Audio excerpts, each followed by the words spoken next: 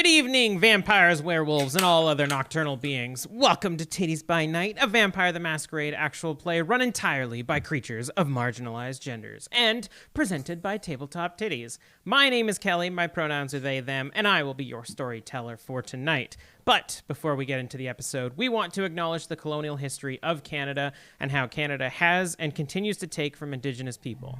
The effects of colonization are still felt to this day, and we acknowledge that this episode is being recorded on the stolen lands of the Anishinaabe, Chippewa, Haudenosaunee, Wendat, Secwepemc, Apache, Musqueam, Squamish, Tsleil-Waututh, Coast Salish, and Cheyenne First Nations. If you would like to know more about the effects of colonization and support some Indigenous charities and organizations, you can go to the resources page on our website at tabletoptiddies.com/resources. Say the producer stuff. I didn't write it down. Oh, thanks so much to Paresh M. You're a producer, and we love you. It's so exciting. I was like, what? Paresh, you're with us all the time, and we really, really appreciate it. We, you're supporting these titties in a major way. Yeah. I'm just like Ron Burgundy, though. So anything that's in front of my eyes is what I say, and if it's not there, my brain, it devours itself. Go fuck yourself, San Diego. Whatever it is. San Diego. With me, I am joined by the investigators of the occult and unusual. Hello, everybody. I'm Charlene Bear. I go by Char. My pronouns are she, they, and I have a new lipstick, so everybody peep that. I play Octavia Miller, the Tremere, whose pronouns are she, her. Looks really good. Thank you. That's great. You're welcome. Hi, everybody. My name is Rachel Theilade. My pronouns are she, her, and I am playing Evelyn Stormloft, the Nosferatu, whose pronouns are also she, her. Hi, I'm Casper. My pronouns are they, them. I am playing Belgium Jerry, whose pronouns are fight me or he, him. Hi, everyone. I'm Dare. Pronouns she, they, fair. I heard, oh no. That's fine. Oh, no. I'll wait. Did Emily get skipped? Oh my gosh, I jumped in too fast. I'm Casper. Oh no. Go ahead. Oh no. Go ahead, it's fine. My brain's like after Casper always.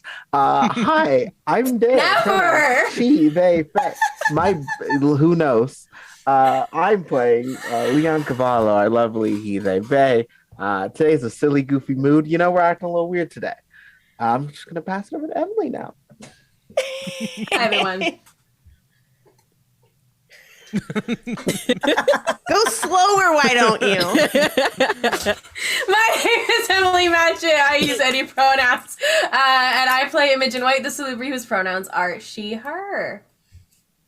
And now I have to go twice in a row because the order is messed up. But we would love to thank a sponsor, Inspire to create a space that you can be proud of at Inspire to Create Shop, a small Canadian business supporting and sourcing their materials from other small Canadian businesses. They have everything to make your space as cool and nerdy as possible. They have cheeky and funny decals to personalize your walls and cars, and dishwasher-safe mugs sporting your favorite class for when you come out of a long rest. Roll for initiative with Inspire to Create Dice Towers and get one for yourself by using our code Tiddies by Night for a discount at Inspire, the number 2, Create Shop on Etsy. If we're in Britain, the other way around is bad. Hello. We're also using Sirenscape to make our stream more atmospheric and spooky and vampiric and London-y. You can use it at your... What? You can use it as well. Go to Sirenscape.com. It's free, and they also have a premium version with a bunch of extra bells and whistles that make it so easy for me to make things sound great.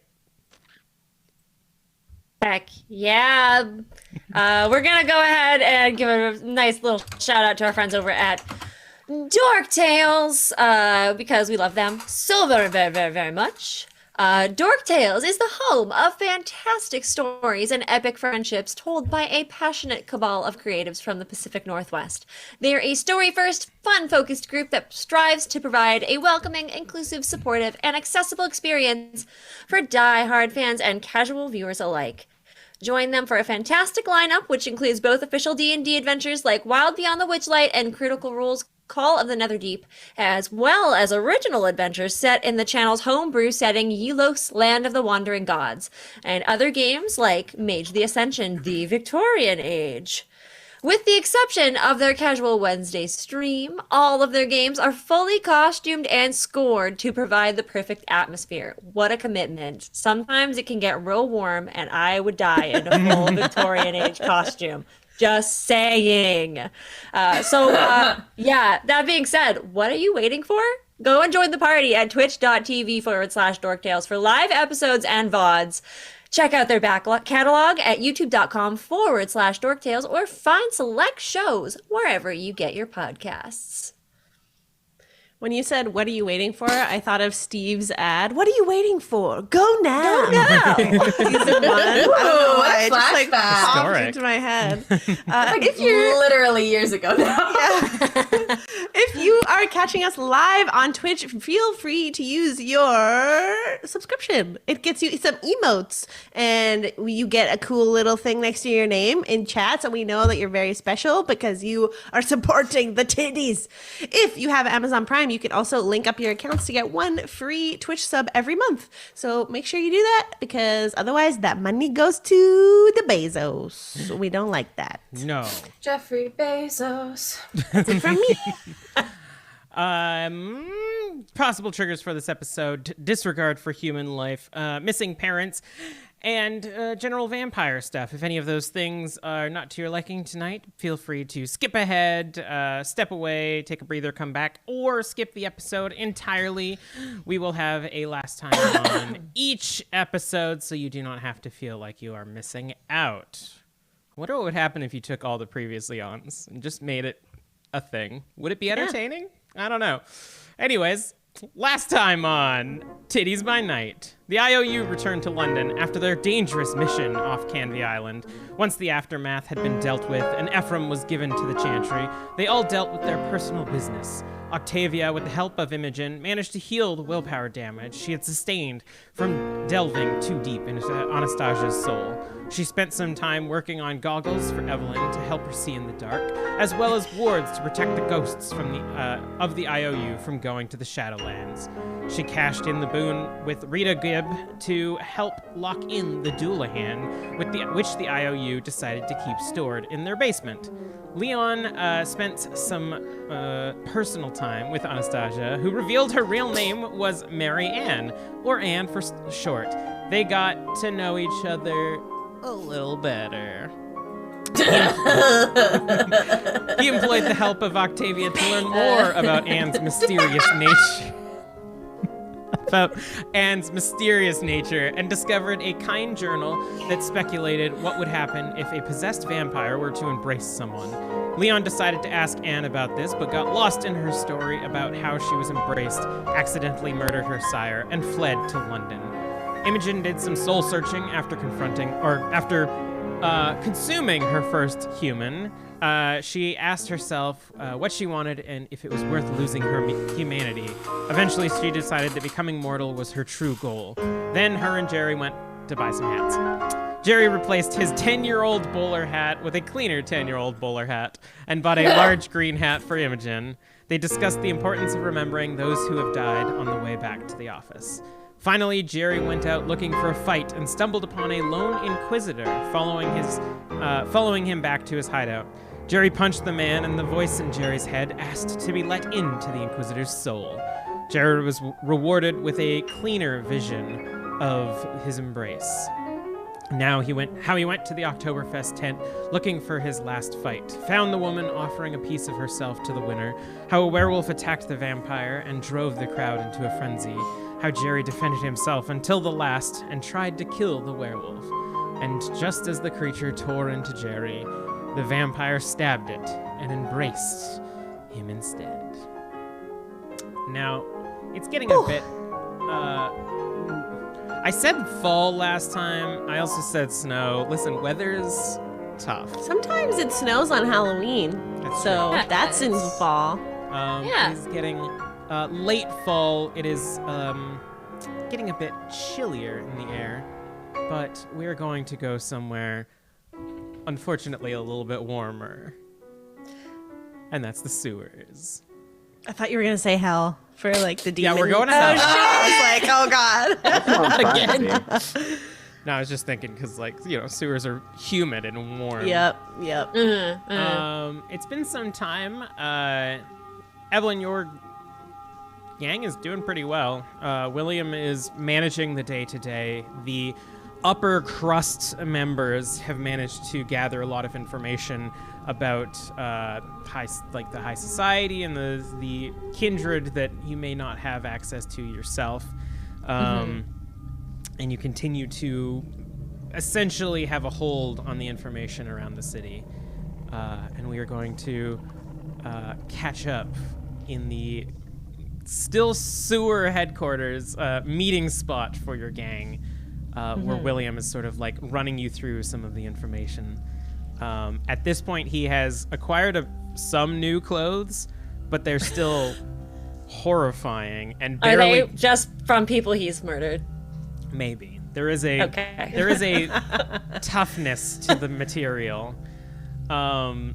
He's at this point, like, he's fully healed and it's probably hit the point of his transformation that he will remain, which is like the strange red eyes and kind of like crusted skin of like a harlequin baby. Almost like inverted rib cage that just makes him look hollow all the time. Gross. And he nasty. several quite shorter than he used to be as a human, because he's just crouched over with his spine like cracked at this point.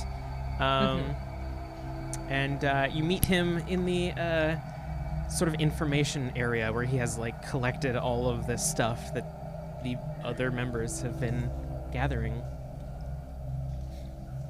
Great. I'm gonna let them do their thing. I don't even think I say anything because I've been doing my own thing with after the I used some of my blood points and I leveled up, okay? So I have a way to put my consciousness into animals now. So I feel like I've been doing a lot of that with my ravens and gathering my own intel and stuff like that. So I'm definitely just going to come in and see what these lovelies have got to offer. Are you just like the board member that shows up to a quarterly like, meeting? all right, I've got my stuff. What do you got? You're just on your phone the entire time? Yeah. No. I'm just like, let's see what everybody's got for me. What's going on because like the birds can't go into fucking high society parties and shit. So that's fair. So William, I mean, they could. They could, but they'd probably be very not welcome. You see William sort of in the center here with all of the like, almost like a ring of these other members. And he says, "Who wants to step forward first with their information?" And you see this like well-dressed woman kind of like walk forward and just kind of like silently put a piece of paper on the table in front of him. And he kind of like looks at her and says, "Yes." And she just like backs up and he like flips the paper over and it says, "Apparently Evelyn is a bit worried about our Jerry's involvement, or Leon's involvement with Anastasia. Some misinformation." I think we were all a little concerned. I am not aware of what transpires behind closed doors, but it seems as if she is a bit worried that Anastasia will not be bringing precise information to the Camarilla. I would keep an eye on that. Another one walks forward and puts another piece of paper in front of him, and he sort of slips it forward. He like pins that to the table, and you can kind of see an area that seems to be dedicated to like Leon's going abouts. And he takes the paper and he says, "It appears that the Camarilla are looking for someone. They've had spies around the city. A man named Jonathan Harker. I do not know this name. Does this sound familiar, Mum? I mean, to Rachel, it sounds familiar. To Evelyn, would it sound familiar? Because did you read the book? I feel like she did. I think we had this conversation. I feel like she skimmed it because she was like, well, this is the thing everybody's talking about. What the fuck? I need to know what's happening. So, and then she was like, this is trash. But then she had like gotten through a bit of it kind of thing. Then you would definitely know that Jonathan Harker was the name of the man who was essentially charged by Dracula to find him a place in London to live.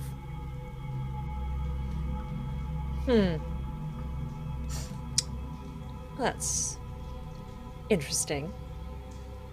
I will relay that information to the group, and I'm like, but a work of fiction couldn't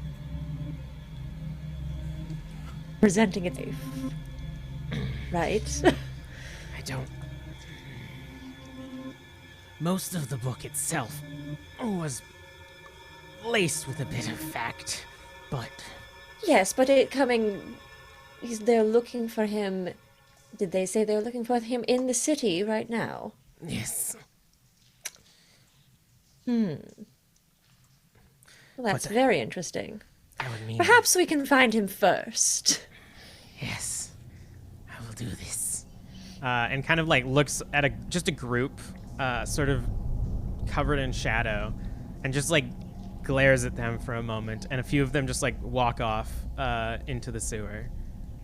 And he looks back and says, "You will also be pleased to know that no word of another harpy trying to rise has come to my ears.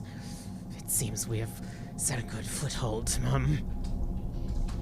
Yes, this is very good news indeed.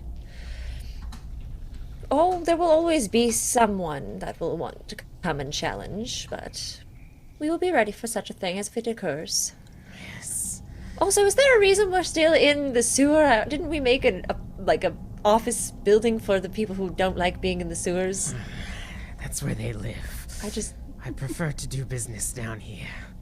Very well, if this is what you prefer. I have put you in charge of the day-to-day, so just curious, that's all. Kind of like twists, and you hear like a loud crack from his neck as he looks at you, and he says, "It makes them uncomfortable, which puts me in a place of power above them." Clever boy. All right. Before we get into general business, is there anything you request from us, Mum, directly? That'll be a question for you. In my goings-on, would I have been able to get any information from my birds? Because I think there were a couple things I was trying to... I think, actually, you know what? Getting the information from them about Anastasia maybe skewing her information that she's giving to the Camarilla. I think I'm going to continue that thread of just getting some people to follow her. Just kind of keep tabs. Yeah. To see. That I think is the main thing that I'll get them to do. And then also send them for just check a look. If there's Jonathan Harker just walking down the street, let me know. Like, just look for a guy with a name tag. Hello, my name's Jonathan Harker. Your ravens, at least, would be able to keep track of Anne's going abouts. William doesn't know that that's her name. Generally speaking, she keeps to a pretty tight schedule. The Camarilla has her enforcing whenever they have other coteries going into dangerous territory. If they have to like negotiate with anybody outside of the city, she'll generally go with them. She's also kind of like a stand-in for intimidation. If any of the more social Camarilla need just someone standing next to them while talking, she does that. And then occasionally she's hanging out with Leon. And that occasion has increased Hang out. Recently. Okay. But other than I guess I'll get some ravens to trail then, because I can also use feral whispers to like talk to them and be like, "What'd you find out, my friends?" So yeah, that I'll might do be that. something that you need to send people as well, because they can sneak into like homes pretending to be people at a party and listen to what she tells them. But you essentially have the manpower now that anything that you want to learn more about, you can attempt to do so. Cool. Yeah, I think I'll send some of my ravens, and I'll get William to choose people he thinks are fit enough for the task of sneaking in and listening in on what she is maybe telling the Camarilla, maybe, or I don't want to be too. I'm kind of like kiting around the idea of following Leon, but I don't want to be that. Like, I'm like, oh, that's friend. the I line. wouldn't do that. I wouldn't send somebody there. That's their private business. That's their private business. Oh, if the birds know, it's fine. Just some wide-eyed ravens sitting on the perch of a window, and they're like, I don't think we should be here. We need to get out of here. Yeah, for sure. Yeah. You will also notice that he has sort of built up onto the wall like this makeshift map. There's some like professionally cartographically. A cartographer made it of the city. There's overlaid like blueprints of the sewers themselves, and then there's like on the edges sort of like hand-drawn papers that have been made over time. And you can see that the influence of you has expanded quite a bit beyond what it was before getting the Camarilla's financial backing. Mm-hmm. I'm gonna make William think that was all him. I'm gonna be like, William, I'm very proud of you. You're doing a great job. Fallen into it quite easily, Mom. It's as though you were born for this job. Which, in fact, you were. You literally asked me to change you and bring you to this life, to this unlife, for this exact purpose. So, yes. Not wrong. And if there's no other business directly from the head, then he just kind of starts collecting like general information about like some various vampire going-ons and politics, and kind of starts to get a little bit dry and boring near the end. Yeah. We'll be like, yes, this is all the things I do need to know, but I don't really care. Just send me it's a not report. Juicy. This could have been an email. This could have been an email. Octavia, would you like to meet up with Evelyn at some point? Why, yes, I would. All right. Well, then, in the IOU outside of the sewer, in the cleaner part, you can meet up with Evelyn. Yeah, I think Octavia's coming out from the kitchen with a fresh rack, like 3-tiered tea time rack of pastries that we always offer to guests. And if I notice Evelyn around, I would say, "Oh, Evelyn, thank you so much for seeing me. I do have something for you, actually, if you'd like to follow me." Of course. Anything for you. This way, and I just lead her to my room. It's nothing big or anything, but I did notice you love to spend time in the shadows, but sometimes that can put a hamper on your ability to use your skill with your rapier. So I figured, I hope you don't mind, and I reveal from my desk your mask. I borrowed this for a few hours and did some tinkering. Try it on. I had been wondering where that had gone off to. I don't usually misplace things. Yeah, I think she'll absolutely try it on. And as you put it on, you feel like it's a little bit tighter around the face than it usually is, especially like near your eyes. And I say, just by your chin, there should be a small lever or switch. If you push that, you should notice something. And I click it or flick the lever, and it is, I'm assuming it is the night vision. Yeah! Cool.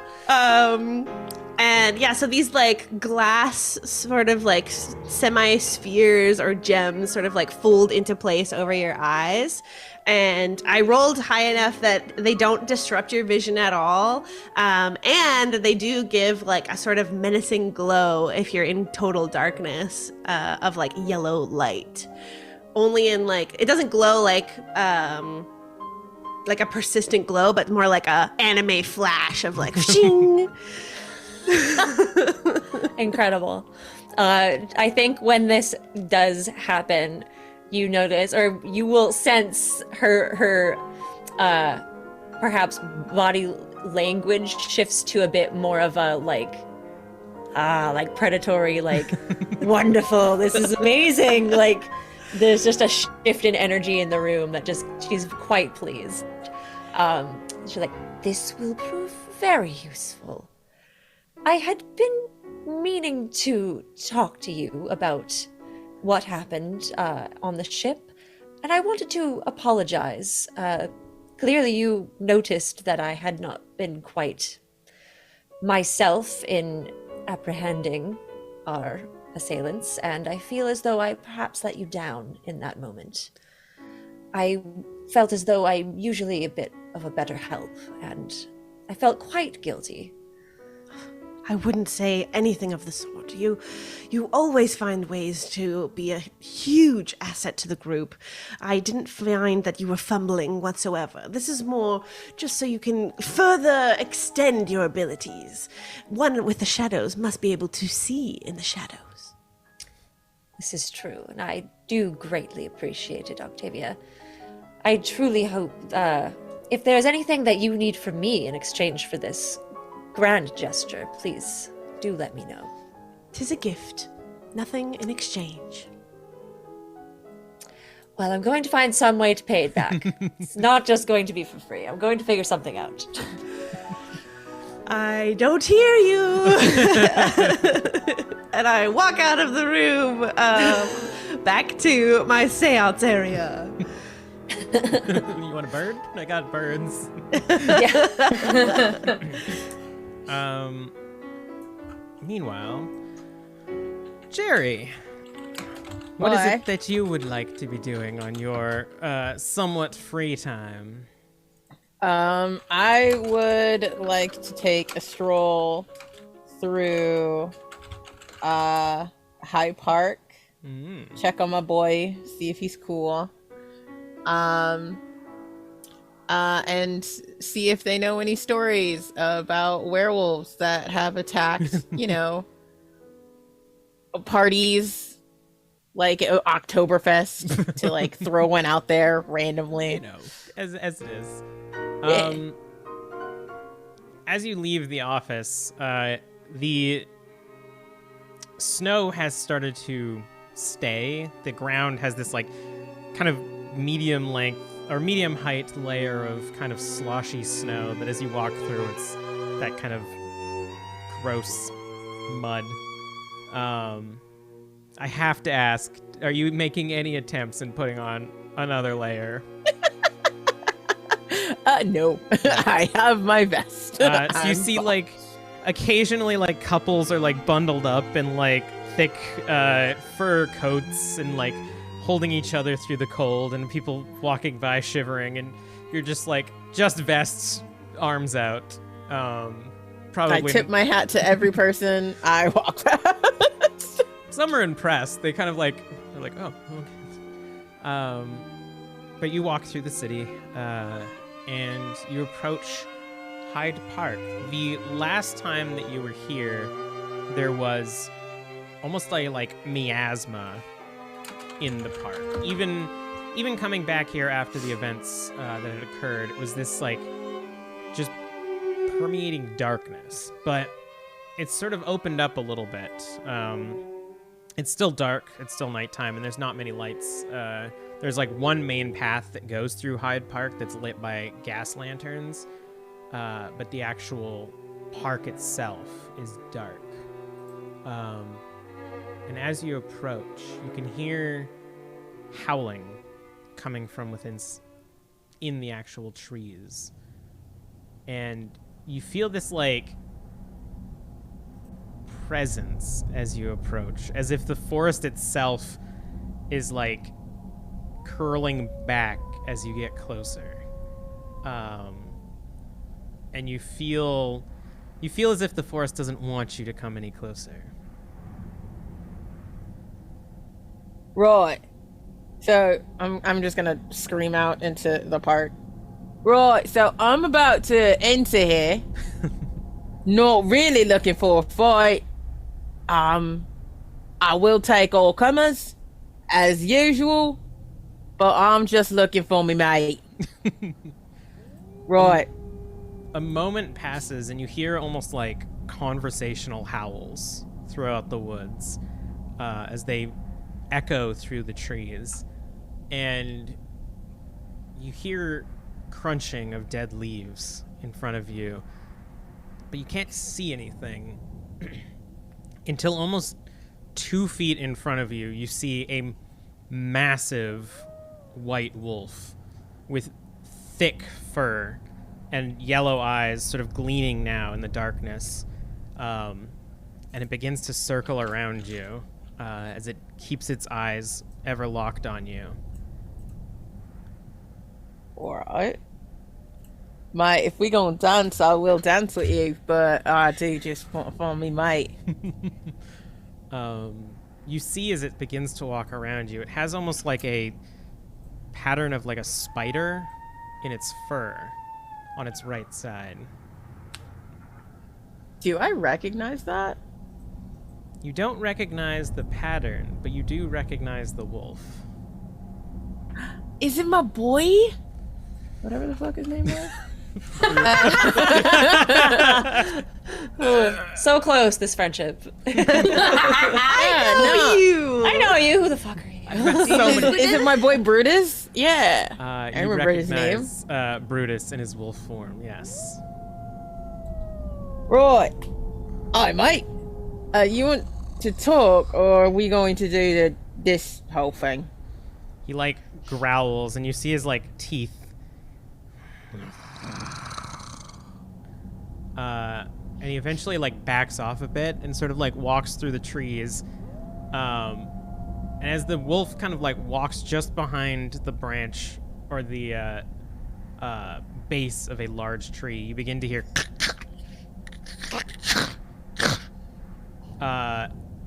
and a large figure emerges from the behind the tree. A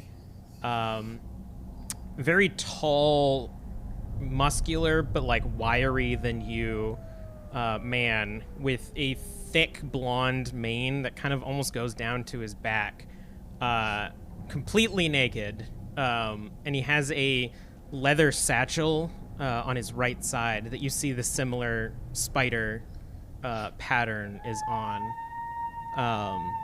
And without talking, he opens up the satchel and pulls out what almost looks like brown pants, and just kind of like puts them on and pulls suspenders up, still shirtless. And he looks up at you, and that same like yellow glow is in his eyes. Jerry. My eyes are gonna glow red, and I'm gonna offer my hand and as like the big, like, I don't know, all macho guys I think do this handshake where they like grab their forearm and like yeah, and then and like my and my arm's gonna bulge and it's gonna be like yeah, we strong men. The How you doing, Mike? Yes. Yeah. There's like a tense moment where like neither of you is letting go, and both of you are just staring at each other. The imaginary lasers hitting each other. Are they gonna kiss? Who knows? And you can see like you could barely see it because his hair is just like so blonde, but he does have like very thin beard coming in. And as he holds your arms, he looks at you and he says, "What are you doing back here, Jerry?" Oh, checking on you, mate. Last time you were here, the park had a bit of a problem. Yeah, it seems like you, took care of that now, didn't you? Not without our losses. Yeah, well, win some, lose some. Happens to all of us. Wait, what you growling at me for? I didn't do it. But you came with the ones who did. Who'd I come with? We came here to get an old broad, and there was a flash of freaking light. I almost got my arm ripped off. Maybe they should have gotten the rest. Your friends came for that beacon. That beacon that called the spiral dancers. Well, it's not like they summoned them now, is it? They sent her to us. We offered her help. They didn't tell us what she was. How the hell was I supposed to know? I don't think my mates know about it either. Perhaps I could talk to them then.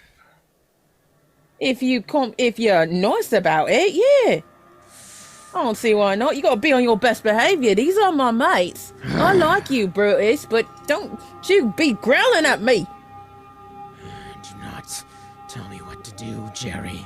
You don't know what we've been through. Yeah, and you don't know what I've been through, mate.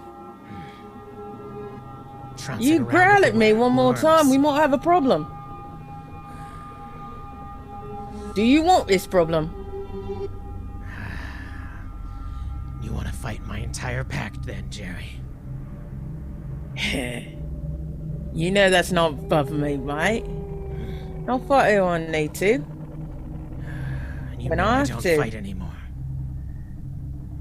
Alright, well, how about we take a step back and come at this a little more civil? Can you do that? We'll talk. Alright then. Not coming in. That's fine, I just wanted to see you anyway. Follow me. Alright. And he begins to walk along the perimeter of the park. Look, Brutus, I don't want to take up too much of your time. I just had a memory, which is pretty rare for me. And I was just wondering if you knew anything about a wolfie attack that happened a couple years back at Oktoberfest. Which one? Well, the only one I really care about. I don't know any specifics. I'm not a Yeah, historian, Jerry, but the mother might know. Right, can you put me in contact with your mum? You know I can't do that. Sorry, I misheard you. Try that one more time. Can you put me in contact with her? Jerry, being friends with you is enough of a risk to me. Right, we can end that risk real quick if you don't do it. Mate, I am gonna find this woman. It would be a lot easier if you helped. What woman? Your mum. She's in the Umber right now. I would be very impressed if you could go in there. Right, is that 2 lefts and a right? Or, what? How about this? You answer a few questions for me and I'll get back to you. Right, yeah, I could do that. First, where is Red? Who? My brother. Red. He was the only one to help the beacon. Hey, What that happened to bloke. him? Pretty sure I punched him real hard. Did you end him? I don't know. If I punch you real hard, will I end you? Unlikely. Oh, and I doubt I ended him now, did I? Well, if you talk to him, tell him to stay away. He's been shunned for helping her. Right. Okay.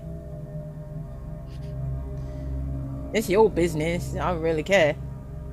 What other questions you got for me? Well, I was going to offer you aid, but apparently not. The Korax. They're upset about something. A worm has infiltrated their ravens. What do you know about this? Who the frick got a Korax? And do I look like a veterinarian? The were-ravens. Ah, right. I didn't know they were were-ravens. Have you heard anything about the worm infiltrating the ravens? Again, mate, I'm not a vet. The vampires. The only worms I know have tequila in them. Have any vampires you know manipulated any of the ravens in the city? No, not I can think of. Good. The Korax aided us in cleansing Hyde Park. I wouldn't want to upset them. Right. I'll let me mates know not to go messing around with the birds. Good. And the beacon, is she alive? But the way that lady drinks, I don't think so, mate.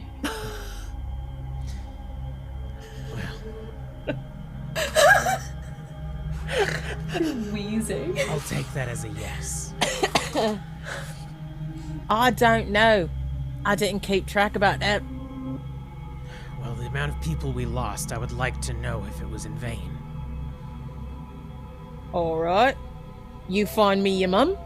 I'll find out about your beacon. I'll talk to her when she's back.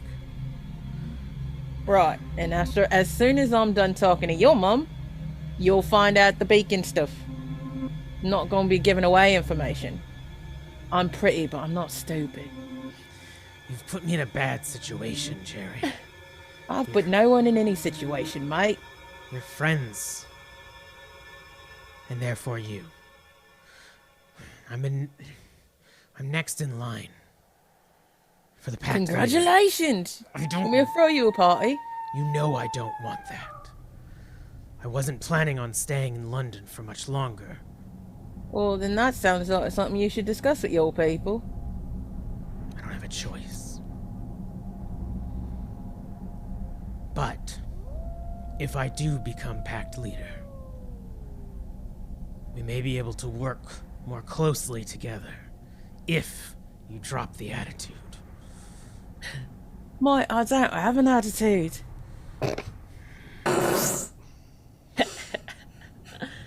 Jerry, you hear in your head your entire family. I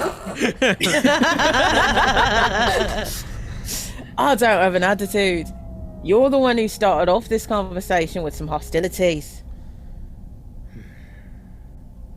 My apologies, then. Next Yeah, time you're I'll forgiven. have a parade rolling out for you. Wouldn't mind that. Wouldn't have to go all out with a parade. A nice pint will do, but less growling. Fine. Next time we meet at the pub, you can meet the Glasswalkers. I'm sure they'll love to meet you. Oh, alright. You have me at pub, mate. Now I'll see what I can find out about you. Beacon and your red fellow. And I'll talk to the mother when she's back. Right, you do that, mate. It is good to see you alive. You too, brother. Keep up the fight. Why? He does the whole playful punch thing on his shoulder. It's like,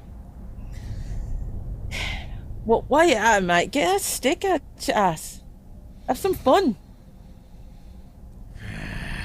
And as you say that and he begins to growl, you see like fur begin to form on his face as his jaw rips open and becomes elongated, and he becomes a wolf again, and just like backs up into the park, staring at you.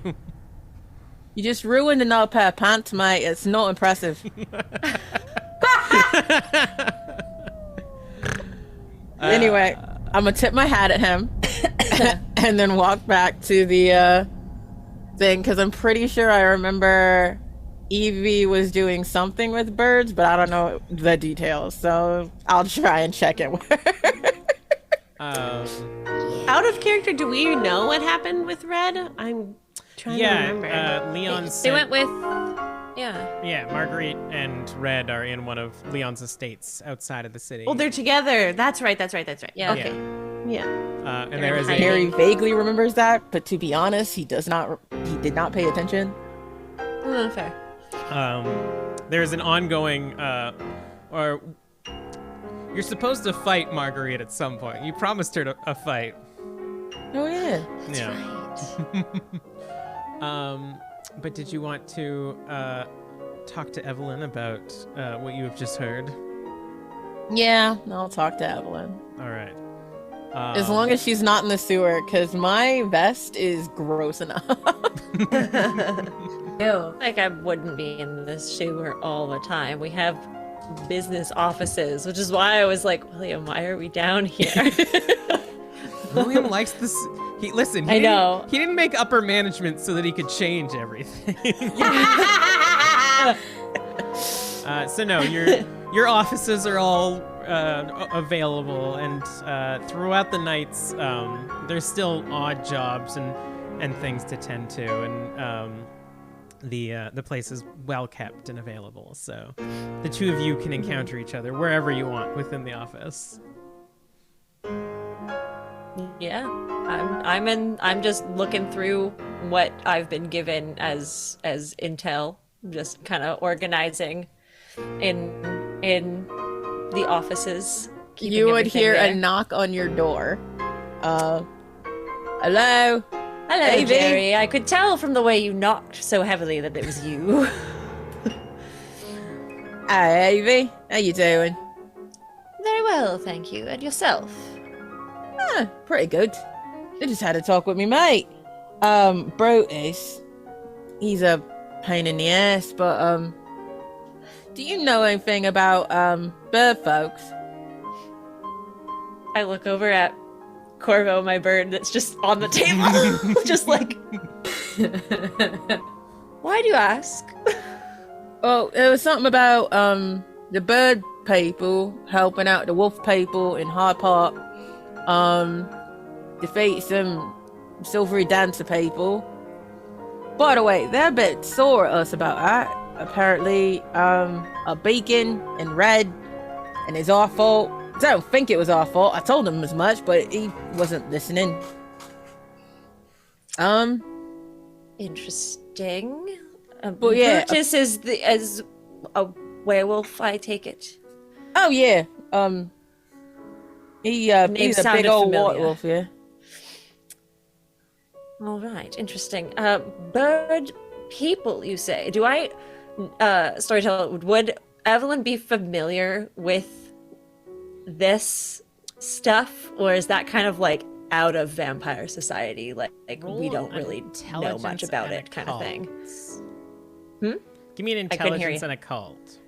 Intelligence and occult, you say? Roll them dice. Roll them dice. Finally, I get to roll things. We're doing it. We're playing a game. I haven't. I'm assuming I'm just at 1 hunger, or did we rouse today and do yeah, things? you'd all be at 1 hunger. Okay, I'm gonna rouse for intelligence then, Nice. because I don't have very much occult. Cool, we're good. Amazing.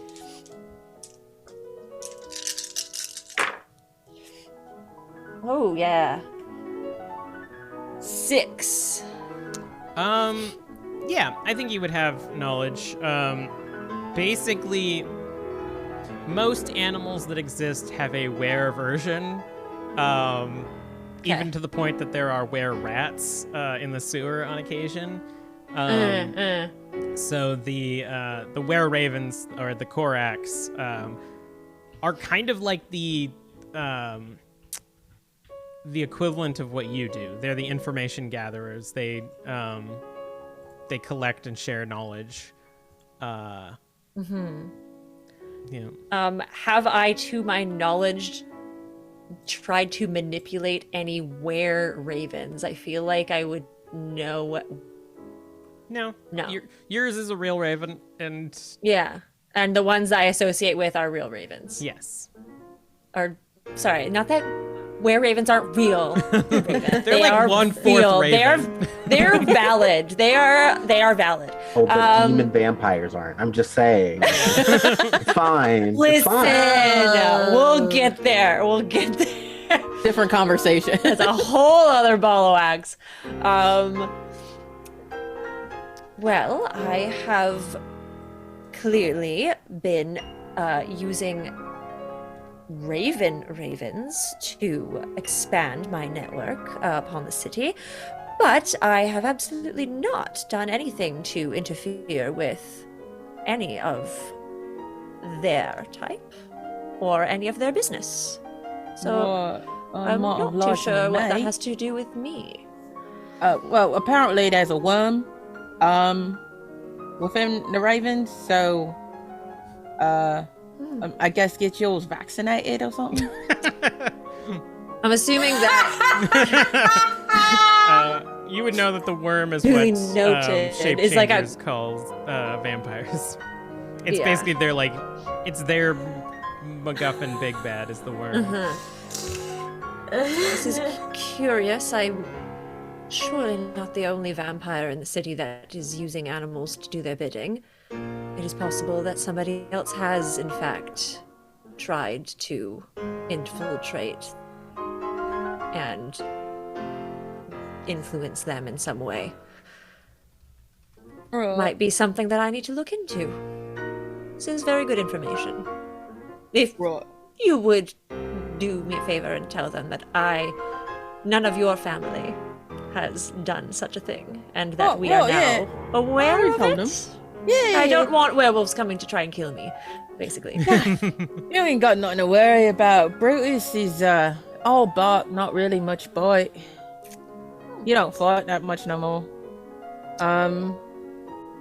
Apparently he's gonna be next in line to be the pack leader though, so might get in good while he's ground level and all. Very good friend to have, Jerry. You should keep him close. Yeah, once he gets to stick out his ass, yeah. We all have our own problems. I'm sure he's dealing with a lot. It's a lot of responsibility. You got any problems, Evie? I'm able to help with? Gonna look through my list. I'm like, now that you mention it, I'll go through my spend like a couple minutes of like Jerry just standing there being like, okay, just me getting papers and going through, no, I won't give you this one. I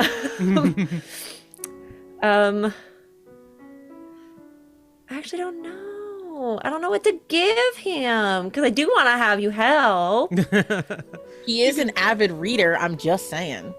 True. Actually, yes. That's actually true because I know it's from the book. I will kind of inform Jerry about the fact that the Camarilla is looking for a Jonathan Harker. I found this rather curious, as you are clearly aware of the very popular novel going around currently, and that is a person from said novel. So yeah, wait, are those real people? Because I thought it was a book. There is a bit of truth to it. Yes, I don't know how much or how much has been blown up to. You're telling me be more interesting. You're telling me there's a real Jonathan Harker out here? Apparently. And he pulled a girl like Wilhelmina. Who am I to judge? It's not really my forte. That. All right, yeah. If you need me to find this bloke, yeah, I'll do my best to find him. Maybe. How do I get Jerry to do something discreetly? Perhaps it doesn't matter. I am working for the Camarilla. Maybe I just heard about it and you're just doing your job. You know what? Yes, if you would like to go ahead and just find him, that would be amazing. All right, yeah. Find out what he's doing here. Maybe questions. perhaps find out what he's doing in London. All of that good stuff. I don't know. How'd he meet a girl like Wilhelmina Arthur? Because find out that, because clearly that is the way you should start the conversation. Well, if you read the books, he's a stick in the mud, and she's actually the one doing stuff. Women usually are, yes. And on that note, we're going to go to break. And when we get back, we'll see what the rest of the coterie is up to. Iconic. Wow. Be back in a See you bit. soon. Bye. Good morrow, fine patron. Are you looking for music for your character, campaign, or Twitch stream? Does music move you like prune juice after a colonic? Well, here at OBP Musical, we write music from any genre, from fully orchestrated pieces like this,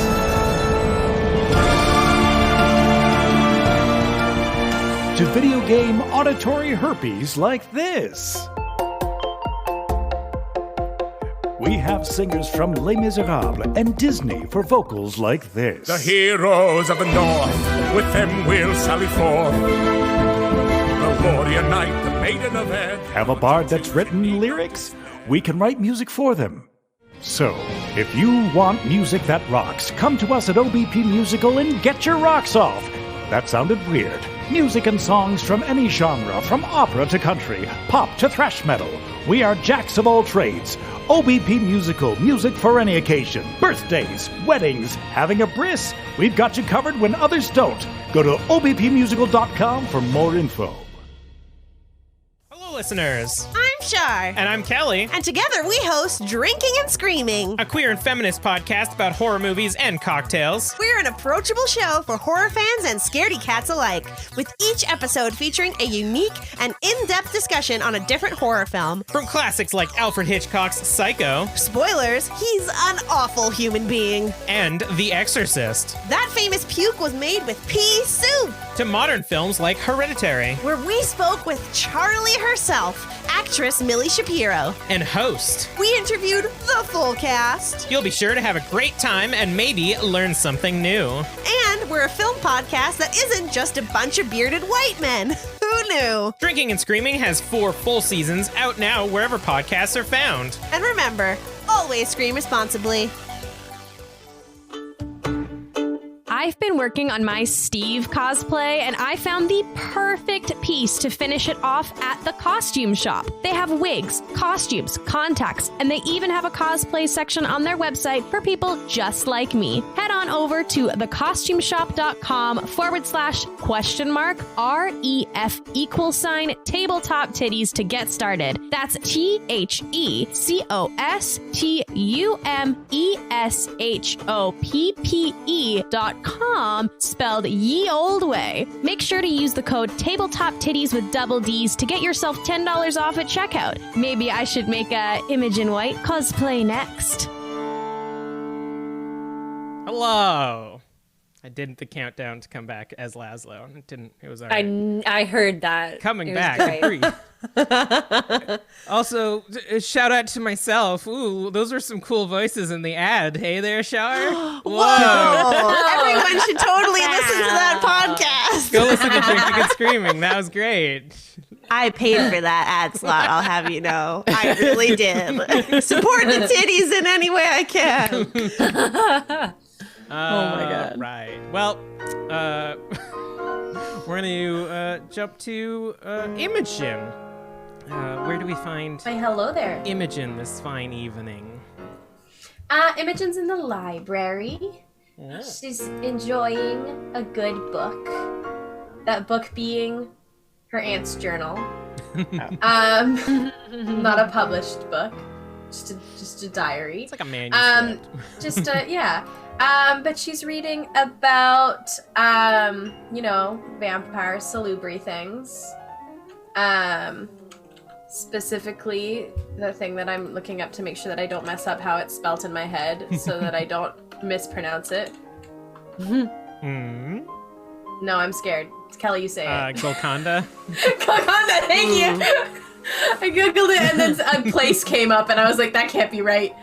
I don't know what this is. It's Golconda? Yes. It is technically, I think, a place. It is a place. But in Salubri lore, the idea is that the Salubri are able to do enough things in their unlife that they raise their humanity. And it's almost like a mystical, far-off idea that somehow following this teaching of like humanity and growth and helping people, that Golconda will almost like present itself to you. Your aunt's journal is very much a document. It documents how she has traveled across the land, gone to like different places, and learned what it means to different Salubri around the world. And no one recounting of this is the same. She hasn't actually found anybody who has done it before. Right.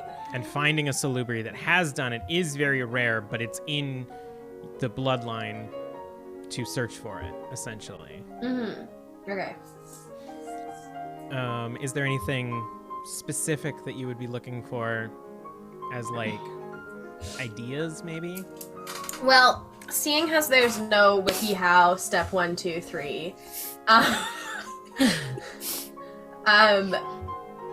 not looking for anything in particular. I think I'm just reading. Okay. Her journal also dates back, but well before you were born. How far back? How old is she? I don't remember, but well before you were born. And I almost want to. Now it's kind of mean to do a roll. So she has been looking for Golconda for a while, and you get to a passage that sort of gets close to your birth. And as you're following my birth, or like my vampire birth? Your birth. Okay. And as you're following the thread, it's getting closer and closer to your birth, and she hasn't mentioned your family yet. So much so that it doesn't seem that they're her family. Okay. That weird, because like I just remember her just being around. Oh, she's been around. Once you But like, the fact if you flip ahead to where you were born, she was there. Yeah. Okay. So I'm gonna try to figure out how that happened. Narrow his eyes. Sinks back into the bushes. She spent a couple years with your parents. You remember when she was here that her way of existing is almost this like tentative state. She shows up, exists in an area for a while, and then when she leaves, after a while, people forget she was ever there in the first place. And so when she arrives and she befriends your family and gets pulled into your like village and like becomes part of the community, she writes how like nobody was scared of her or rejected her. They accepted her as almost like a white witch that was there to like heal them and help them. And she found almost like peace for a time being with your family. And then the flu started. And documenting people dying, she realized that she had not yet found the place that she had been looking for. And then she documents embracing you and then leaving you with Octavia and Evelyn. But she's hopeful. Meeting your family and meeting you and spending that time made her hopeful that she can eventually find Golconda. Right.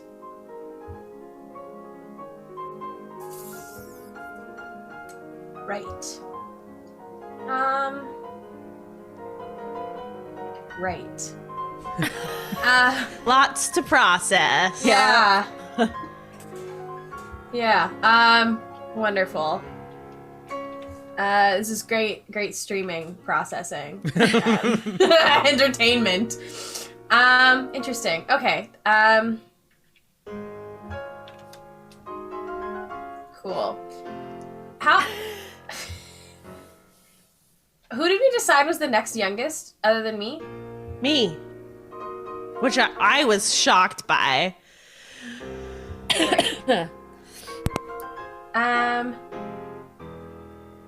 Cool. Yeah, I thought it was gonna be me. Turns out I thought it was gonna be Leon, because isn't Leon pretty new?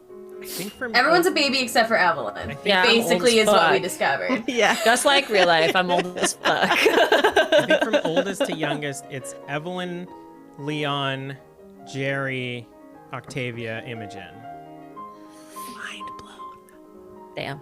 It feels illegal for me to be the second. I'll be real. It doesn't feel right. It feels like it shouldn't be. It's the fancy crew. You're the parents now. Yeah. I'm gonna go. But yeah, what would Imogen like to do with that information? I will say that like it takes like a while to like read through this, and people are like coming and going through the library. So Especially Jerry, since he lives there. People stop in, see you processing, and they're like, "You good?" Like, I think I'd probably try to find one of our older members to see if they know anything about Golconda. So Evelyn, Leon. Oh, self-qualify. Sorry, you're also I'm a baby. solid middle child. We're all available, probably, kind of. Yeah. So, who you want to talk to? Whoever shows up to the library first, race. That'd be me. There's a library. That's Jerry's home. Yeah. I live there. I don't think. Okay, but no offense, Jerry. Okay, Jerry, do you know anything about Golconda? No, seemed to. You don't know. I might roll very well. Maybe he could roll for it, and he does know. It's where Jerry vacations in the summer. It's right. I have a passport stamp right next to my Wakanda one. You don't know. All right. Well, Jerry, do you have a sec? Oh no. Do I have a sec? Well, you seem very stressed out, so maybe you don't. It's fine. Don't worry about it. No. All right. Yeah. What you need in me? I was wondering if you know anything about Golconda. All right, Storyteller. We don't know anything about Golconda. Is it a place where I fought before? Incredible. Give me an intelligence and occult, Jerry. Yeah, I don't know how to rouse, but I'm gonna do that. I'm gonna do that for the occult thing. Oh yeah, I win. You win. You get 2 extra dice to add to your pool. Good. Congratulations, you beat the game. I win. Yeah. Boom. That's all I had to do, right? Yeah. Okay, I can do this. I'm gonna do a willpower roll because I want this to really work. Oh, hey, 4 successes.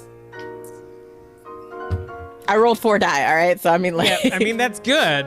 I would say that you've heard of the, like, idea of Golconda in the sense that it was a location that souls were trapped forever to be tortured over and over and over again. Is all fairy tale. What? But that doesn't seem to be the thing that Imogen's asking for. No, that's not right. No. Well, I mean, we can go to the globe. Is there anyone there? Like, what continent is it on? I don't really think it's so much of a physical place, Jerry. Oh, so we're looking in the religious section. Oh, right, hang on. And he'll go over to the religious section and be like, oh, right, is Golconda. Nope. That's Christianity. No. Why is that in the house? Imogen does a sign of the cross. Bro. Looks down at the crucifix around her neck. Like, do I hear this motley crew at any point? I think most everyone can hear us. Yeah, We're the loudest people. happening. This is happening over the course of like The a few whole crew's here. We're like, what's going on? What? I couldn't help but overhear the two of you bickering about something. I couldn't tell I exactly. don't think we were bickering, but since you're Leon, do you know anything about Golconda? Can I roll? Yes, go ahead and roll me. It's not what you think it is. An intelligence and occult. I think I started taking occult now. Yeah, you hanging out with Octavia a lot. I think that's literally why. Yeah, it's probably the best person to ask, honestly. I will also try to rouse for some extra die, just in case. You know, I could use all the help I can get. And by me, I mean not me. This isn't. Oh boy, I'm hungrier. Okay, it's fine. It's fine. Worth it for Imogen. Anything for Imogen. I'm at Hinduism now. It's not what you're looking for. We've got a lot of religions in this. I actually remember. I got 3. So, as Jerry is listing through all of these potential books for Golconda, some of them seem right. You've also kind of had that thing where it's like in your years of like hearing things, it's passed over your knowledge. Jerry and Imogen, as Leon is standing there in the library thinking about this, you can see their eyes almost like glaze over. Leon, you get this like rush through you. And you've felt this before when Octavia has done it, but it's this moment of like out of body, pushed out into the world, scattered to the winds, and you get this immediate feeling of being human again. The beast is silent and your body isn't pulsing with this strange energy, but it's so far away. You try to reach out to figure out where it is, but it's years and miles and lifetimes away from you. And it's never something that you've thought of yourself, but you can almost feel yourself desiring it. And as you reach out for it, a pain in your head, as you can feel the skin tearing on your forehead, blood begins to trickle down your face. Jerry and Imogen, you can see like Leon's face like contorting with pain. And Leon, you pull back from this premonition, and for a moment, as you kind of come to, it's like waking up from a dream. You can still feel the blood on your face, and you instinctively start to wipe it off, but there's nothing there. But you almost have what remains is that like longing and distance away from that goal. You all right there, mate? Yeah, absolutely. I was accessing, my palace of imagination and thought to help better everyone. What? Yeah, I was just lost in thought. Expressions. And you can see, like, Leon is clearly flustered still. Like, this is not a thing they've worried about too much. So, like, this is new.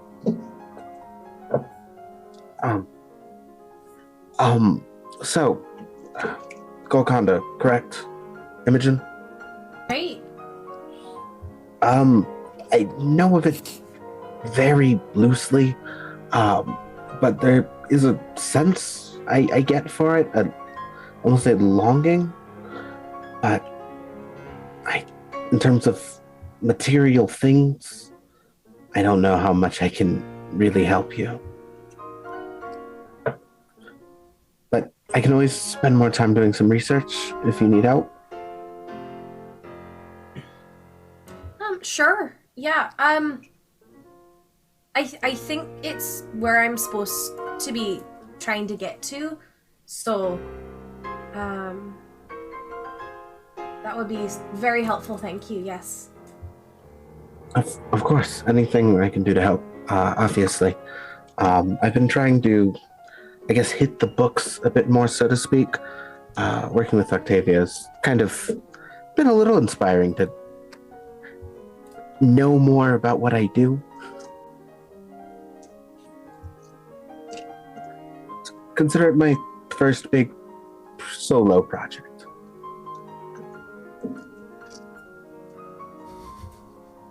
Imogen is just like happy that her friends are helping her. I'm still trolling through the religious section and I can't find it. Probably not. I think I'd go back to the journal though. Being like with my family and stuff was like the closest that my aunt felt. Was that kind of like what I was getting from that?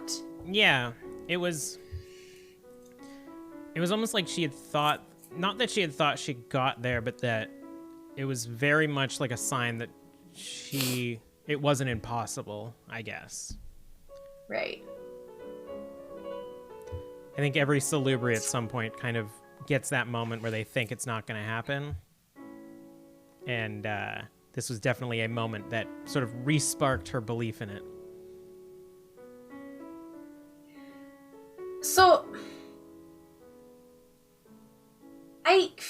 to my understanding, it's like gaining your mortality back and gaining your humanity back is what I'm understanding it to be. Would that make sense to you? Yeah.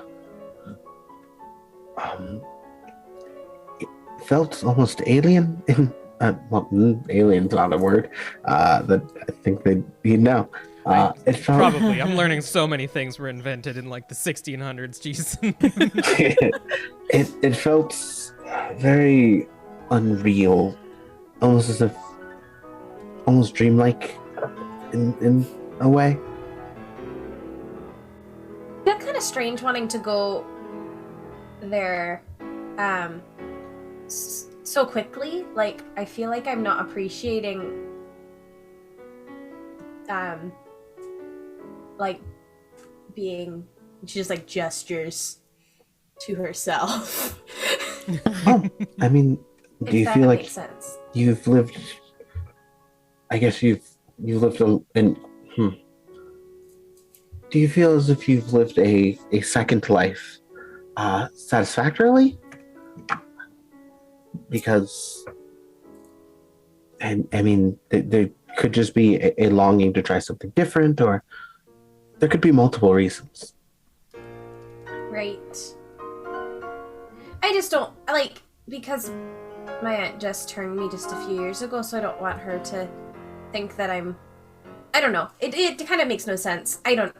Well, family. Like I don't want it to seem like I'm ungrateful for her extending my life, or anything like that. So, but if I you know. Yeah. No. I mean, ultimately, this is your life. If that's a thing that you want to pursue, that is entirely well within your right and your wishes, and as your friend, I would do anything I could do to help. Bro, it's not weird trying to find meaning to life after you have traumatic incident. Yeah, absolutely. I mean, I didn't go so far as to the church or nothing like that, but I've never been that taught. But I got really into fighting. Yes, I found what I was good at, and I leaned into that. So if you want to find this Golconda place or whatever, I'll help. Yeah, of course. Right. All right. And I'll fight anyone who's got a problem with it. I don't doubt that at all, Gary. You don't need to. I absolutely. You're good there. I know you mean that. Even people that don't need it probably. Right. I think Imogen will just like give both of them a big hug, and go skipping out of the room. Off to do whatever she does next, because I think that she's had enough thinking for one evening. That's fair. Well, if you need to not think, Leon knows some places. Yeah, no, it's just basically Jerry's way of life, really. Not thinking? Not thinking it, so. You want to unpack that? No. I mean, do you want to unpack that, Leon? What are you talking about? Don't worry about it. It's the devil and Angle on Imogen's shoulders. Who's who? That's an actually question. The one not dating a demon, I'm gonna take Angel on that one, yeah. Wow. I've done nothing wrong. Being supportive. Speaking of doing nothing wrong,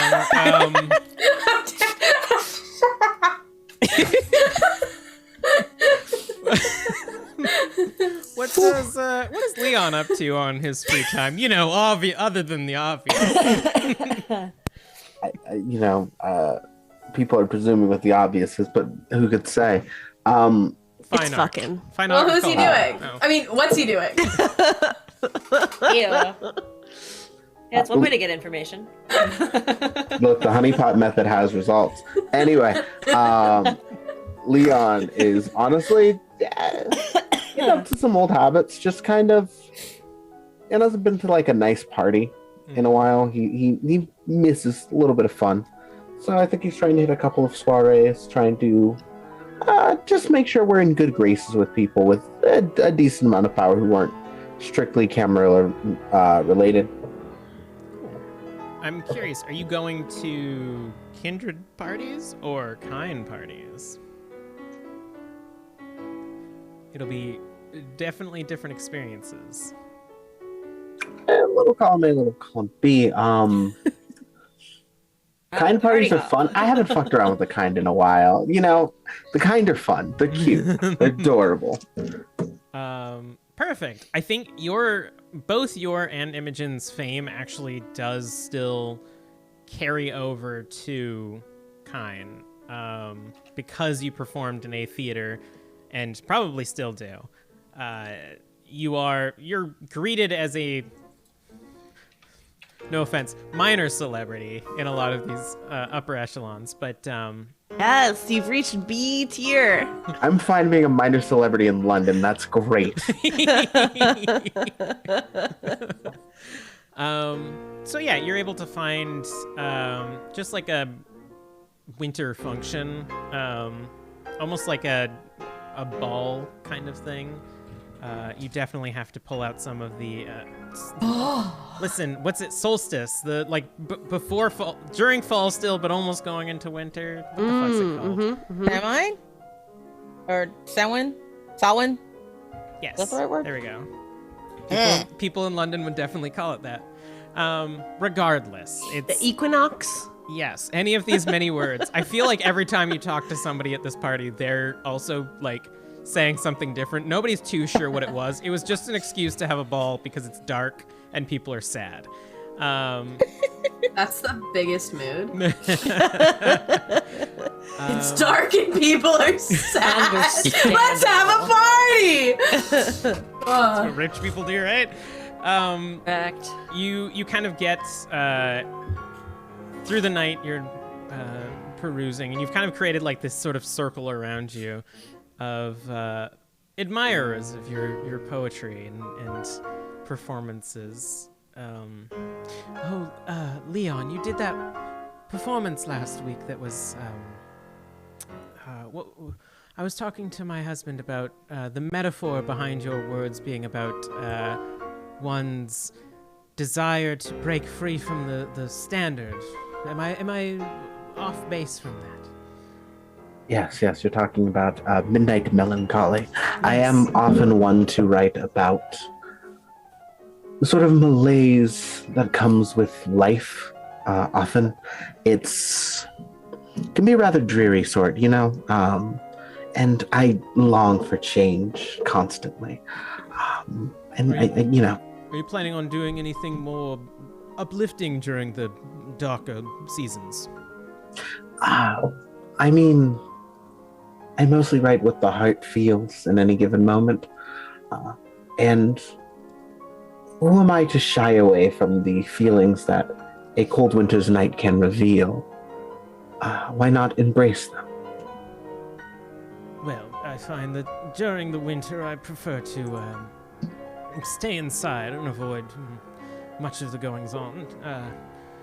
Nest eggs and all that, it really brings a warmth to one's hearth to not have to do much during the colder months. I've always been one to do quite a lot.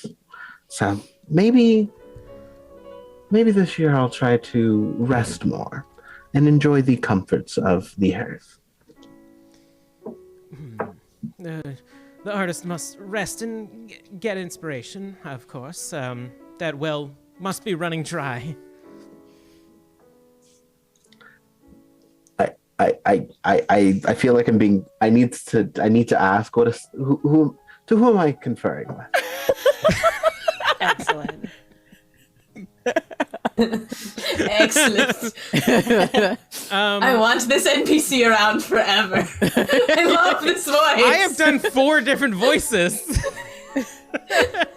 The point. You're mostly talking to Char said Ezra Roberts? Sure, Ezra. A few of them are like art lovers, collectors. Some of them are like almost robber barons. It is truly the 1%ers in this room. And Leon would definitely get like all of the musings that they've said and the drawings of the inspiration that you felt is very like shallow from them. They're the ones that like claim to understand you as an artist because it's posh trendy to do so. It's trendy to understand the artist. Modern art movement. I think also fun thing for you to know. One of my other fun new tricks I took is I have the move irresistible voice, which is just dominate for free. I just have free dominate. That's just a thing I can do now to people. Yes. Just wanted to make sure that was known. Are you bringing that up for a reason? I just needed to for anything that could happen here in this place. Anything could happen here. Anything. Naughty. Well, where were we? I feel like I might have got lost spinning my own wheels, as it were. But where do we? Leon is honestly does not really enjoy this very shallow interpretation of his art. What other sorts of art have been captivating you currently, and what are the goings on for, I assume, busy lives in the cold season? Well, to be honest, shipment of mine has gone unfulfilled recently from Ireland, and that was quite a drain on my income over the last month. But we've had some imports from the Americas, some grand artists coming from there, and some... not a lot of music, unfortunately. London still holds the premier talent in that regard. Yourself being present. You flatter me. But what about yourself? Have you found any inspiration from any other artists in the city or abroad? I did do a little bit of traveling lately, and I've managed to find a bit of comfort in another person, and it's been quite inspiring. But scandalous. Some gossip, perhaps. Oh, gentlemen would never kiss and tell. But I'm curious about some of these artists. Anyone who'd be interesting to sort of do as we do now, and have the exchange of ideas. Sec. I keep forgetting this effing artist that I liked. I'm just gonna pick a random one. You know what? I'm not. It's more about the quality of art that they pick. The artists that they begin to name are not great, and a lot of it is like indicative of what was popular in London like 10 years ago. It's very uninspired and would honestly make Leon upset that that's the stuff that they like, stuff that people in London liked 10 years ago. Give me a intelligence and etiquette. Okay. Yeah, I'm also going to see if anyone would know of Harker here.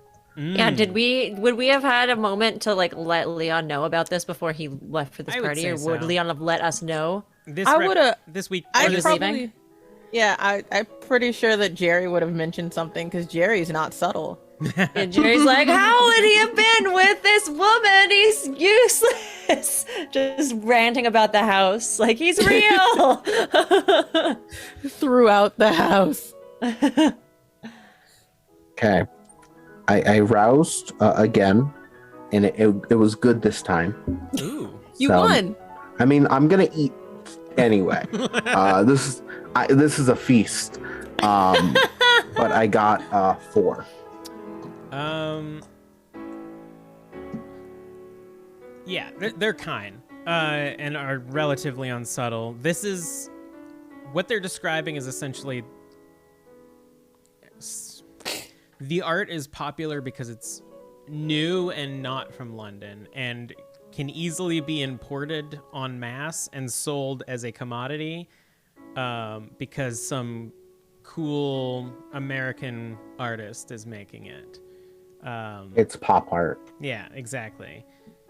And it's very lucrative. It's cheap to import and then can be sold at a high price for these people. Huh. Well, I that sounds wonderful. Another thing I have been curious about is any sort of galleries in the area that you would recommend. Maybe I start trying to shop some of my works too. I want to meet the eccentric, the bohemian, the ones who are going to be maybe not revered in their time, but maybe someone who will find my work much long after I'm gone. 2 of them step forward from the crowd you have, and like 3 others from the crowd around you step forward and begin like pitching you how their gallery is host only to the most quality and inspired art. So you have your pickings. None of them really stand out from the others. Okay. Are you looking for something in particular? The others like kind of shove him. They're like, we have whatever you're looking for. Well, I've been, I guess, wanting to meet more novelists in general, and more writers of the long form. I've been considering branching out from the work of poetry and maybe trying to write a novel. And I'd love to learn a bit more. You hear a voice behind you that's flowier and a little bit more there, I suppose. Are there any novelists that you have interest in recently? I've read quite a bit. Well, I have found myself a little enthralled by the what is it? The Dracula phenomena. As of late, I found all of that interesting, the way that so many people were swept up by the craze of it all. You hear a few people around you, ugh, garbage, filth, and a few of them like walk away. But this woman steps forward and she's like in basically a ball gown that is shoving everybody out of the way. It's kind of in this like pale pink, and her hair is done up very high. And she says, I have. By Bram Stoker, I believe. Yes, so I believe that's correct. Irish, if I'm not mistaken. But you found the book interesting. More than the book, I found the way it captured the minds of so many people. I don't know if you knew, but there was a bit of a mania sweeping London, in the way that people were truly afraid to go out at night, and I find that fascinating. I like to write about the human condition. It's interesting that a novel about a creature that draws its power, draining others, managed to benefit so many carrion in the city, and sort of like looks around the room. Quite a lot of wealth was made during such a mania.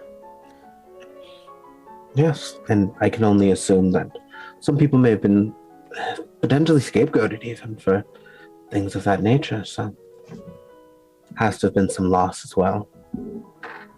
Indeed. Give me a willpower roll. Oh boy, terrifying. Hate that. That's not ever what you want to hear. Like when I'm vibing and it's like, you're in danger. Did you know? The boss health bar shows up and I was like, oh, I was just hanging out. Latin music starts kicking in. Anyway, that's 3. You almost feel like blood drawn from your head. Like you kind of get that lightheaded feeling for a moment, and you notice that like everybody around you is just no longer engaged in the two of you. Tell me, do you believe what the novel says?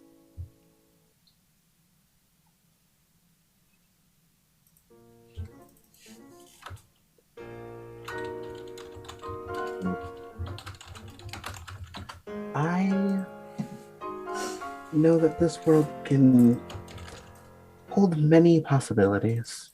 And I never want to say I don't believe, because I'm arrogant, but I'm not that arrogant. Who knows what the world may hold?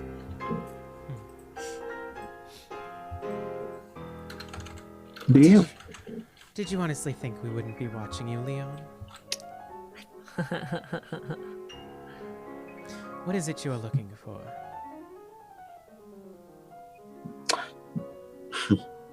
Well, first, I'm looking for a name. You know mine, I would love to know yours. That's not how it works. We keep an eye on you and the other investigators, and you are allowed to continue your little professions. But digging into Dracula and the business we have been dealing with him, is none of your concern. Didn't mean to overstep my bounds. You can continue to have your little art discussion with these cattle, but I will have to step in again if you reach a little too far. I would never. I woefully apologize, but I still have a request. I would love to know your name.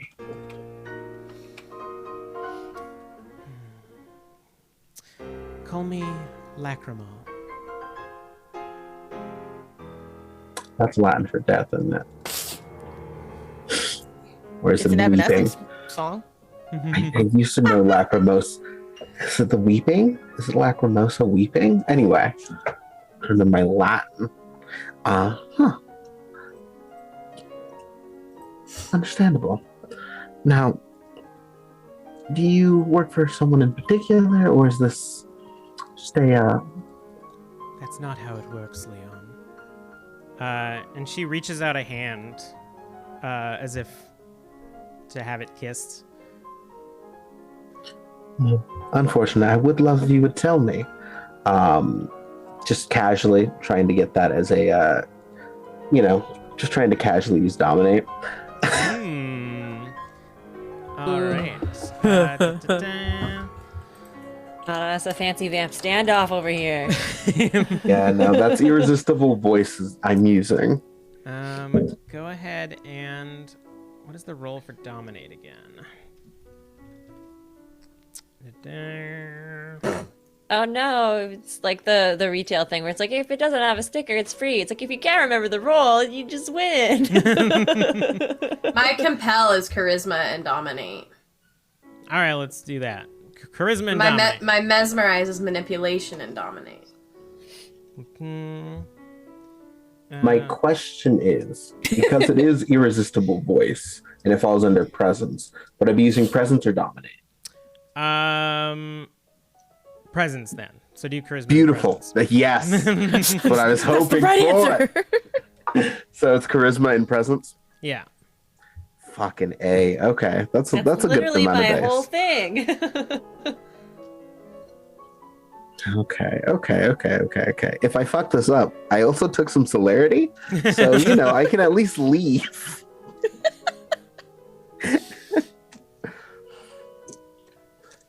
I've built my character around causing a scene and getting the fuck out real fast.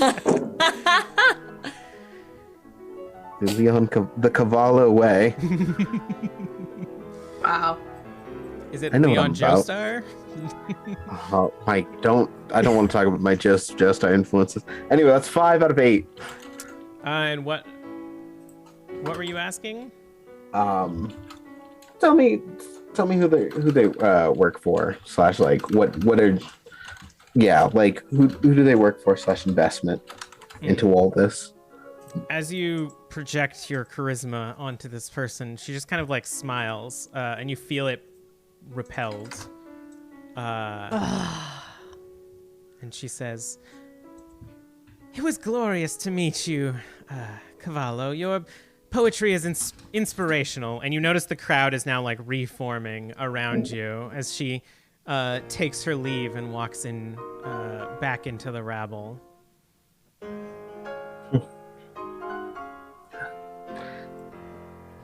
Well, I had a bit of an intense conversation, but who would like to talk about more art? And I just use that to move into a new conversation. And you are, if you wish, the night continues and you can eventually feed on any one of your choice.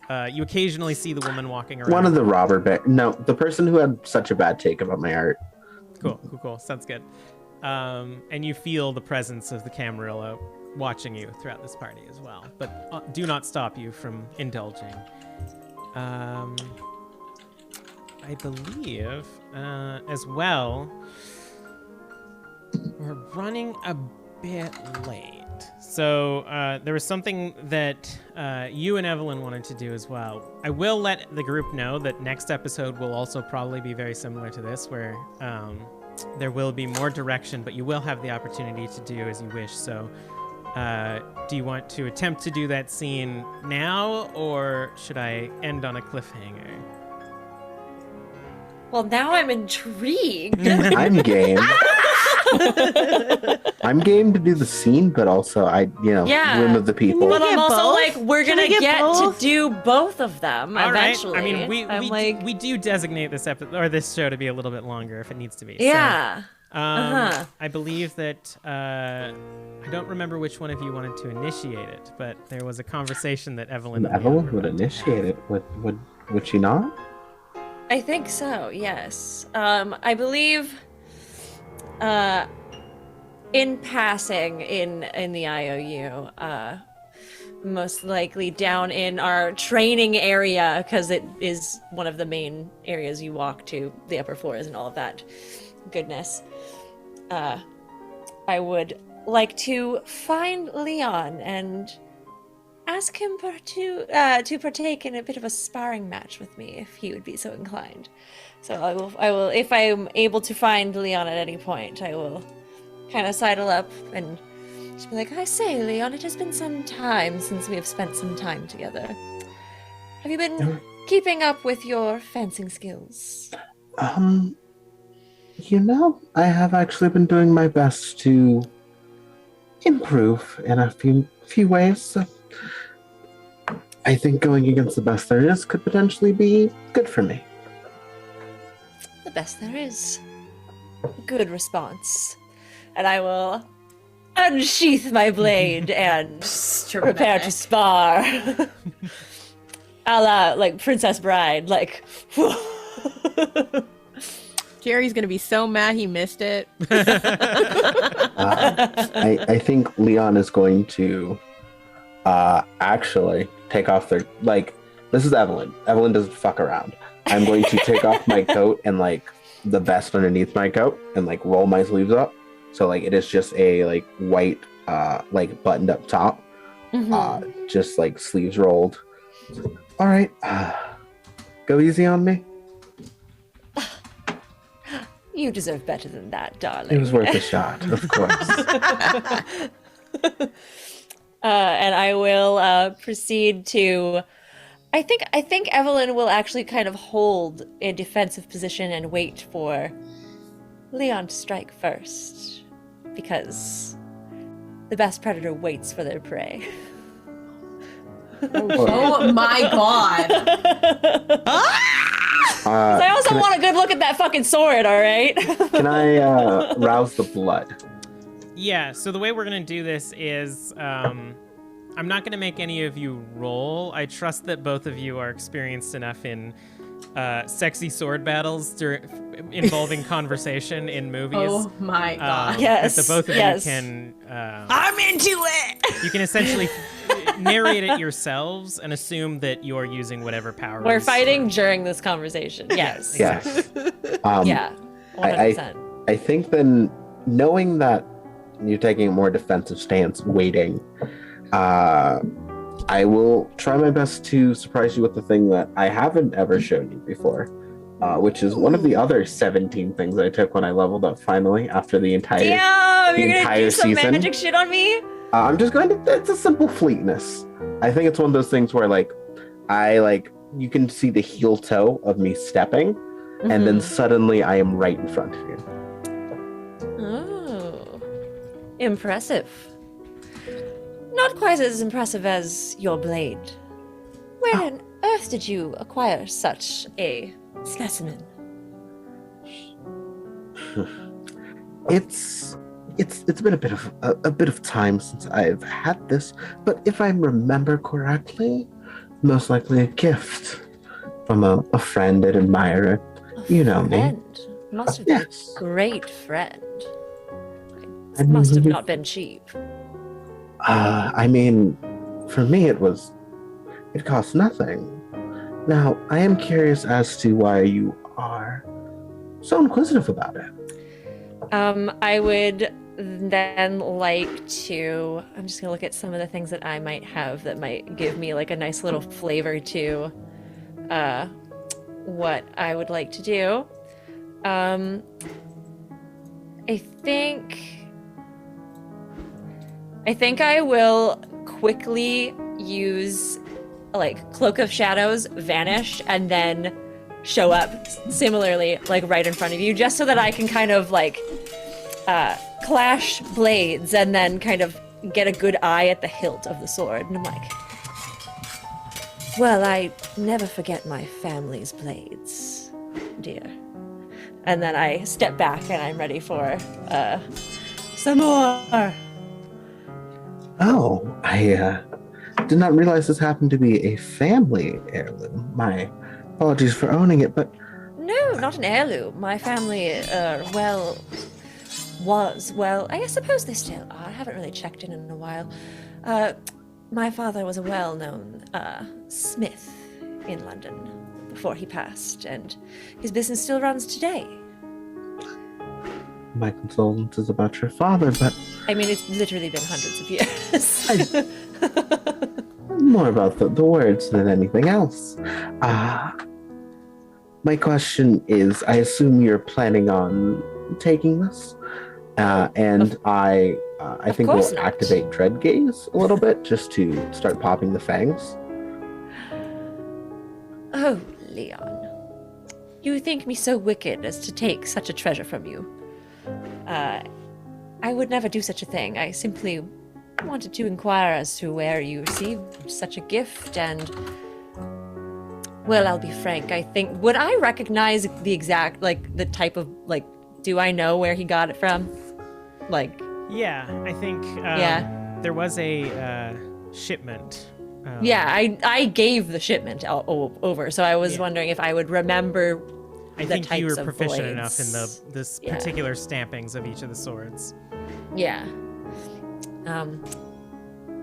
Well, I'll be frank, I know who gave it to you, and I was wondering where, if they are still on this earth, I could locate them, as they went back on some business that we had agreed upon that I never thought I'd actually get an answer to, but perhaps I might now.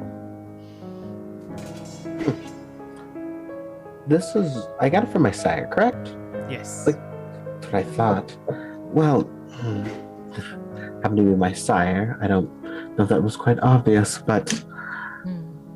I mean, I can see it, yes. Now it's coming to me. Yes, of course.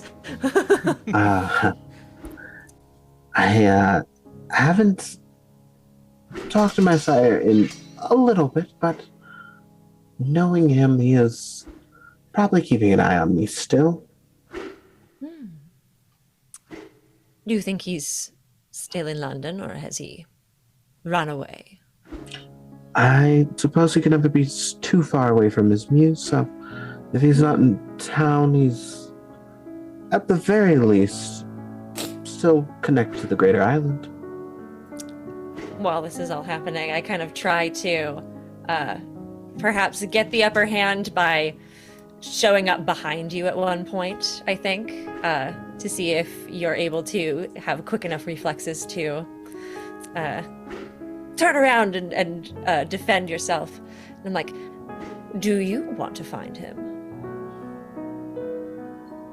I think if premonition can work in such a way, this premonition is less of a long form, but more of like a instantaneous second of like turn around now, in which I just barely block it. I am like on the back foot. Excellent. I'll be honest, I was expecting my sire to find me more than I'd try to find him. That was always the nature of our relationship. Feels loaded, but that's the word I'll use for now. Well, your sire was a powerful man in this city at one point, and he might be a little out of his league now that you've grown to be such a fine vampire in this city. Perhaps you could take over where he left off, or find out why he left. Don't you have questions?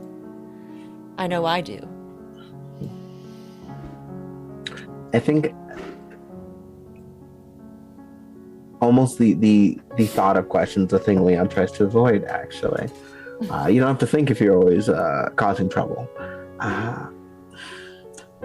I suppose I do have a question or two I would like answered. I was presumed he was just kind of watching and waiting to see what I would do on my own, and it has been a long while since a check-in, so I can only assume he's either been very happy or very unhappy with my performance. Well, what better way to impress him than going back and righting a few of his own wrongs, am I right? And in this moment, I will then kind of explain to him, the audience has heard all of this before, the deal that he went back on for me. The reason I am not in good standing with high society vampires, because the deal of selling up my weapons did not go through. Yes. And then in that moment, I will then try to end the fight by disarming him by using Cloak of Shadows once again with Vanish, and then using chemistry to make an image of myself, and then coming Shadow behind doubles. him. And then disarming him. Yeah, I think if I can add some flavor to that, I think it is simple as like in one moment you can see like Leon feeling confident as like a forward thrust, and from there you just very quickly, almost effortlessly dispatch. And a What'd you reminder say? to Leon and the audience that this is the moment that Leon learns that their sire had made a deal to put the Nos in good standing with the Chimerilla and to talk to the prince directly, but never did, and the Nos never grew to a good position with the prince. Yeah. I am in somewhat okay standing with the Camarilla simply because the prince took a liking to this troop. We do could kind have of work been for them. so much more had it not been for your sire. And I see potential in you, Leon, and you are a dear friend, and perhaps I was inquiring if you wanted to find him because I wanted to know if you would help. But I do not know what your relationship is with this man at this point. I will not make demands. I simply, as a friend, ask for your request. Ask for your assistance, if possible. As a friend, I will do what I can.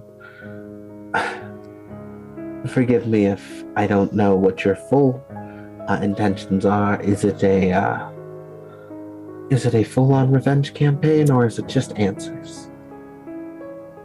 Depends on what the answers are. I don't really want to kill him, no. He was kind to me in a time, and I would like to know why things suddenly changed. I see no fault with getting answers. And forgive if this sounds stark, and, I don't really have these skills to back it up in a match of physicality, but I would really implore for you not to cause any harm to him. I would not do that to you, Leon. For many years, he was my everything, so thank you for not doing such. Of course. Well met. I help him as I give him back his blade, and I think you have improved some.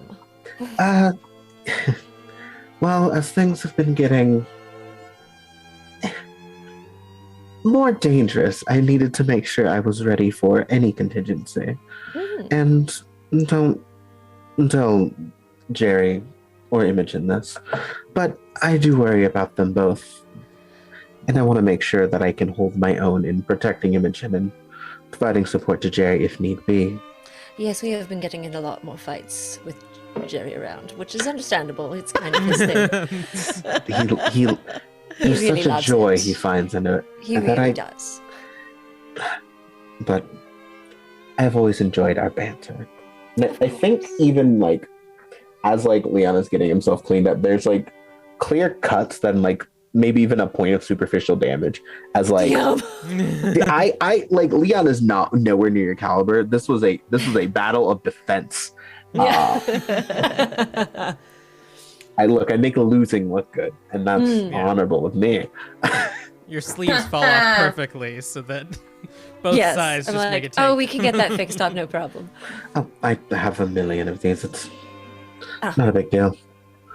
It's a big E. We should do this more often. Honestly, it was fun. You're an incredible teacher, but I know you knew that. I don't mind hearing it. Well. And I think we will, I think at that point we're just gonna tidy up and compliment each other's skill and give each other pointers on what Evelyn will give you pointers on where your form was faltering. And that is all I ask of that scene.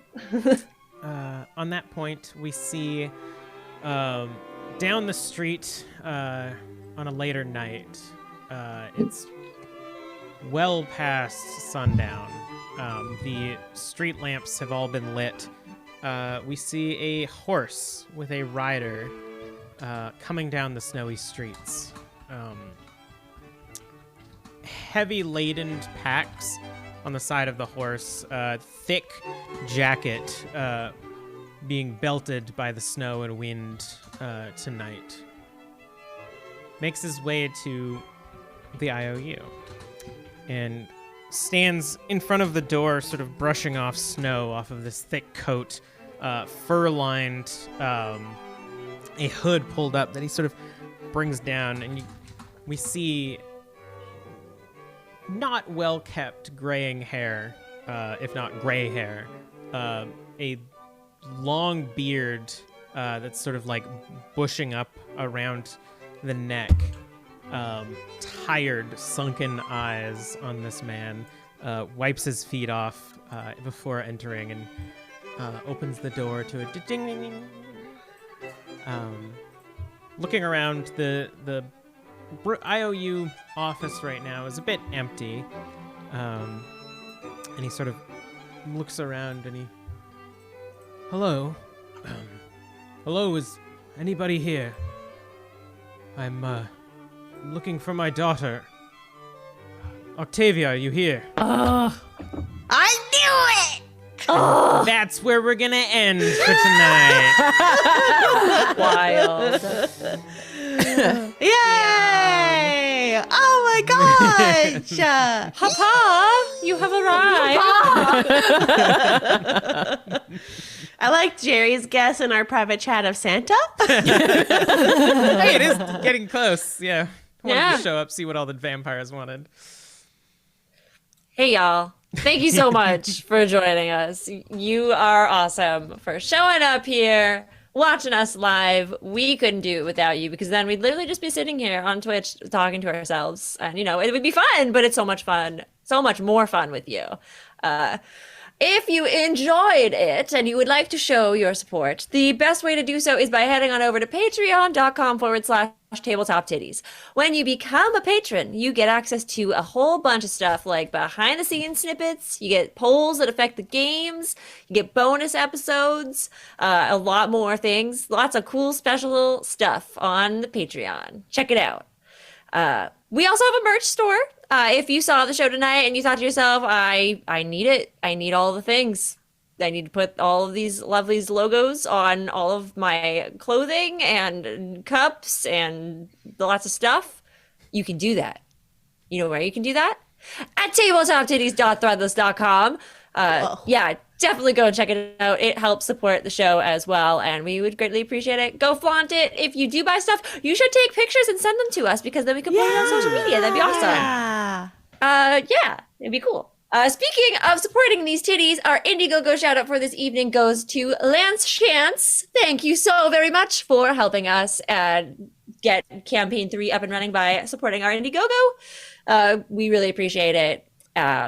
Really, really do. Thank you so much.